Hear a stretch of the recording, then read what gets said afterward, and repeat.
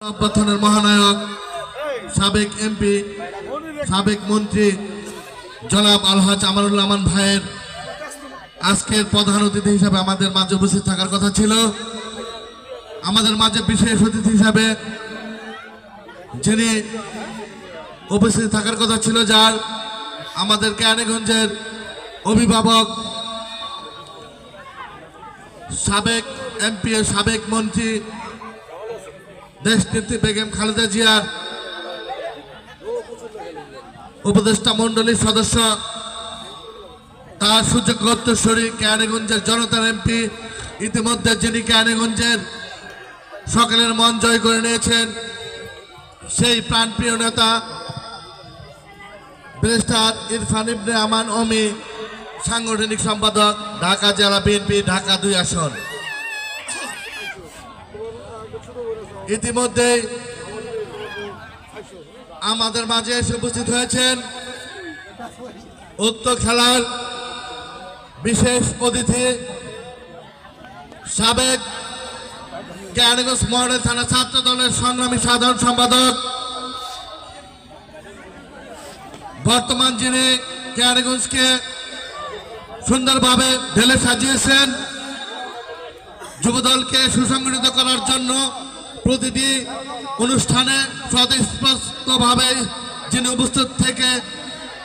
প্রতিটা অনুষ্ঠানকেই সফল করেন এবং আমাদের যেই 3টি সংগঠন রয়েছে সেই সংগঠনকে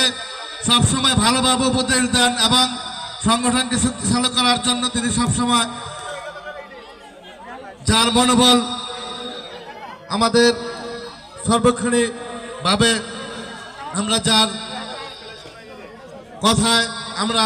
3টা দল সুন্দরভাবে কাজ করি, সেই কেরানীগঞ্জ মডেল থানার সংগ্রামী সাধারণ সম্পাদক রাকিবুল ইসলাম রুবেল আমাদের মাঝে এসে উপস্থিত হয়েছেন। আমাদের মাঝে উপস্থিত আছেন হযরতপুর ইউনিয়ন স্বেচ্ছাসেবক দলের সংগ্রামী সাধারণ সম্পাদক রাজীব মাহমুদ, আমাদের মাঝে উপস্থিত আছেন হযরতপুর ইউনিয়ন যুব দলের যুগ্ম আহ্বায়ক ইয়াসিন ফেরদৌস আরাফাত হরজত, আমাদের মাঝে উপস্থিত আছেন যুগ্ম আহ্বায়ক ফারুক ডালি, আমাদের মাঝে উপস্থিত আছেন যুগ্ম আহ্বায়ক সুজন মাহমুদ, আমাদের মাঝে উপস্থিত আছেন হযরতপুর ইউনিয়ন ছাত্র দলের সংগ্রামী সাধারণ সম্পাদক মনির সাজ্জাদ হোসেন মনির, আমাদের মাঝে উপস্থিত আছেন হযরতপুর ইউনিয়ন যুব দলের পারভেজ, তারপরে মহিদুল ইসলাম, আমাদের মাঝে উপস্থিত আছেন বিএনপির সংগ্রামী হযরতপুর ইউনিয়ন বিএনপির সংগ্রামী সদস্য জাকির ভাই, আমাদের মাঝে উপস্থিত আছেন হযরতপুর সাবেক ছাত্র দলের সাধারণ সম্পাদক বর্তমান বিএনপির সদস্য সেলিম ভাই এবং বিভিন্ন পর্যায়ের ছাত্র দল, যুব দল এবং বিএনপির অঙ্গ সংগঠনের নেতৃবৃন্দ, সবাইকে আমার সংগ্রামী সালাম ও শুভেচ্ছা অভিনন্দন। আসলে এখানে বক্তব্য দেওয়ার কিছু না, আজকে যেই সুন্দর খেলাটি যারা আয়োজন করেছেন তাদেরকে আমি জানাই